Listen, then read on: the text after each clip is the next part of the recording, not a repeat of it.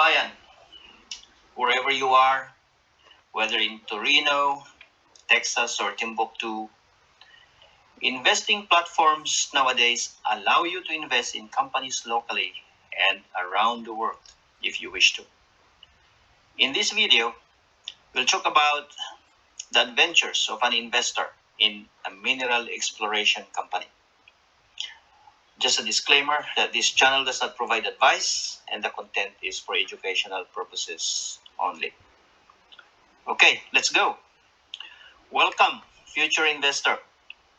You've decided to dive into the accelerating world of mineral exploration companies, where the rewards can be vast, the risks even vaster, and your portfolio is about as stable as a drunk kangaroo on a roller skate. But fear not, dear viewer, for I'm here to guide you through the rocky landscape of penny stocks, drilling rigs, and promises of gold mines. And hey, even if you don't strike it rich, you'll at least have a good laugh at the absurdities of it all. Here are the basics. It's not gambling, my friend. Except if you're a compulsive or impatient person, I have bad news for you. You're likely not suitable for penny stock investments. But let's say you're fit and you've decided to put your hard-earned money into a mineral exploration company. Congratulations. But don't think of it as a gambling. No, you're not just throwing cash into a slot machine hoping for the best. You're buying a piece of a dream. Well, technically, you're buying shares in a company that may or may not one day discover something that makes you rich. But we'd call it a dream for now. These companies need millions of dollars to explore mineral deposits that could make your wallet sing with joy or sob uncontrollably. But here's the kicker. These companies don't make money. They spend it all the time. Every drill hole, every geologist's salary, every shiny piece of equipment, it all costs money. So what do? You or they sell the shares and you buy those shares. You fund the drilling programs, the assays, the geologist dinners at local steakhouses. They're worth it, I tell you. And if the company strikes gold or lithium or copper or whatever it is, shiny rock thereafter, you, my friend, could be holding onto something valuable. If not, well, you'll have learned a valuable lesson about the highly speculative nature of this sector. Here are a few things to do. Check their management. Here is where it gets interesting. The success of these projects, of these exploration activities, hinges on management. I'm not talking about the accountant who spends his days calculating how much he'll pay himself this year. I'm talking about the geologists, the engineers, the people who actually know what the heck they're doing when they drill a hole in the ground.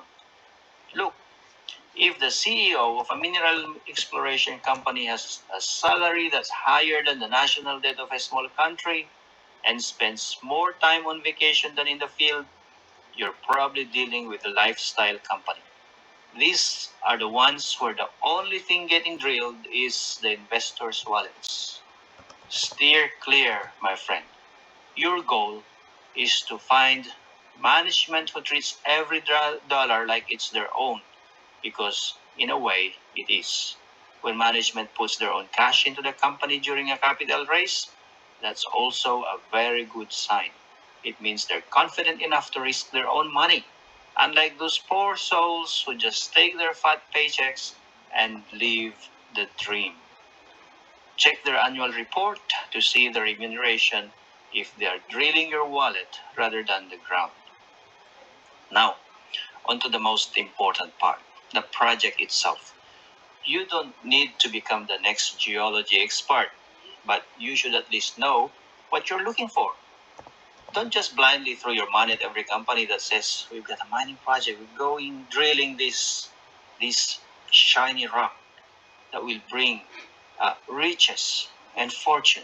No, if you're going to be in the game, pick one or two commodities, gold, lithium, or antimony, whatever it is that you pick. And actually, Learn a bit about them.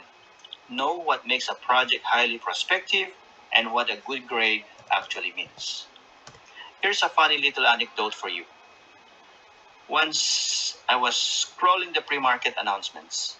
I saw an announcement from a company saying that it intersected a massive native copper mineralization. Excited by the announcement, I rushed in bought shares like a kid in a candy store. It wasn't until minutes later that I googled native copper and learned that it wasn't the copper they mined for money.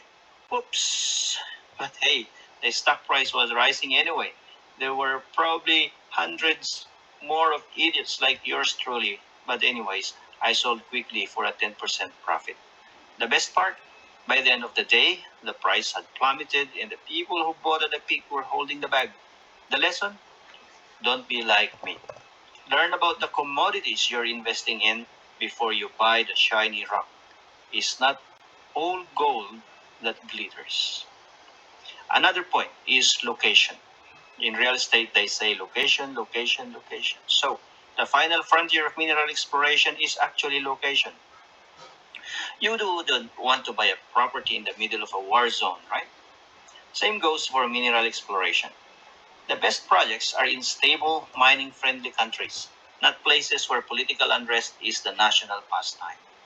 Be sure to check where the project is located and do a little research on the company's mining laws and stability.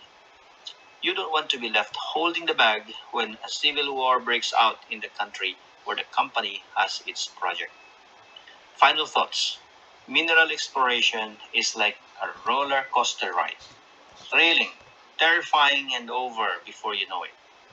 You don't need to invest a ton of money to get involved, and the potential upside is enormous. Even a small investment in the right company could make you pay off the mortgage if they strike it rich.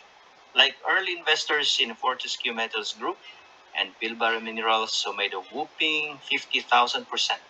Or investors in London Resources and WA1 Resources who made 10 to 15,000% ROI. But remember, the risk of failure is high. Many companies will fail to find anything valuable. But here's the good news. When that happens, the stock tends to fluctuate wildly, and some investors can sell portions of their holding to lock in profits, or at least limit their losses. So, if you're feeling brave, remember that you don't have to bet the farm on a single stock. Start small, do your research, and enjoy the ride. Who knows? You might just strike it big, or at the very least, you'll have a good laugh along the way. This video does not provide financial advice. The content is for educational and entertainment purposes only. Thank you for watching.